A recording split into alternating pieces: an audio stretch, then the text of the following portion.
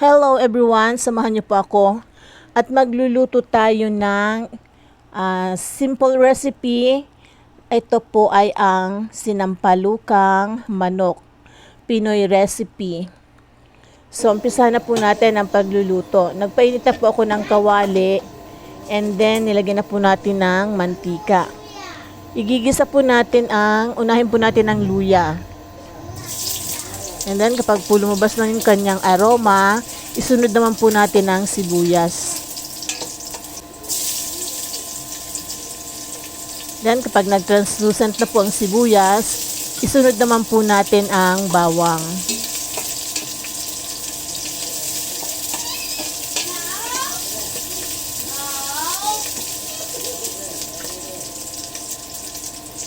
Ayan, bawang. Gisa lang po natin ng maigi. And then, sunod naman po natin ang kamatis.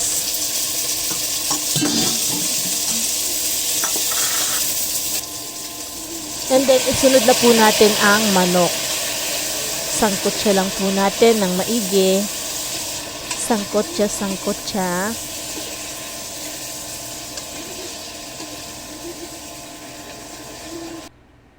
And then, ang ilalagay po nating pinakasabaw niya ay hugas bigas. Ayan. Hugas bigas po itong ating gagawing pangsabaw.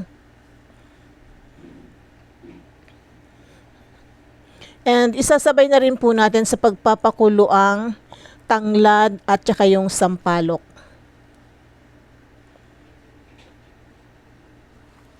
Ayan. Tanglad. And then, sampalok para po lumambot na siya kapag habang kumukulo yung sabaw.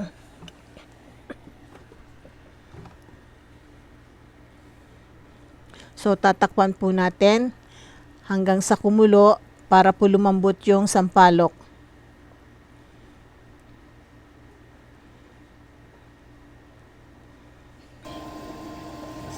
So, this time po, malambot na yung sampalok, hahanguin natin.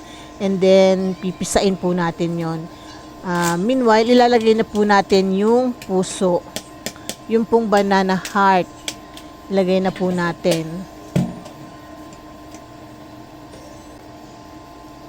So, ito na po yung sampalok na dinurog natin. Kukunin lang po natin yung katas niya para po sa pagpapaasim ng ating sinampalukang manok. Ayan. Katas lang po yung kukunin natin.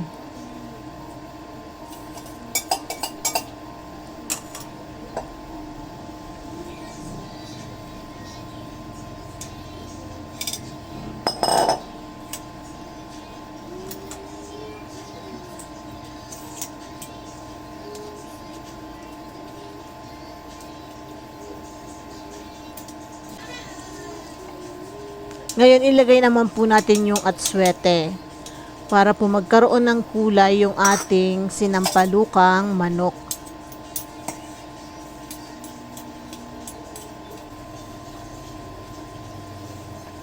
And then, titimplahan po natin ng salt.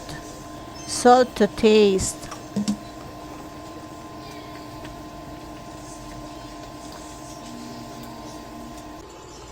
So, eto na po, kumukulo na yung ating sinampalukang manok. And, ready to serve na po ito, mga ka-grandma. Ayan o, sarap. Yummy, yummy. Sana po magustuhan nyo ang video na to. At kung nagustuhan nyo po, huwag kalimutang mag-like, share, comment, and ayan, follow. nakaluto na naman po tayo ng isang masarap na recipe.